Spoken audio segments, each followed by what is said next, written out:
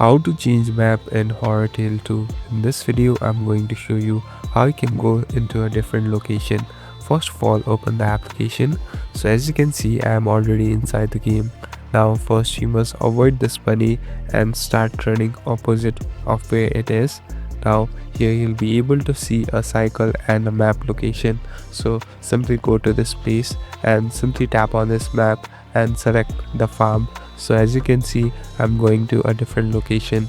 So I have escaped the cell of this horror tale. Now you'll be able to go to a different location and there you'll have other missions to complete too. Thank you for watching this video. I hope this video will help you.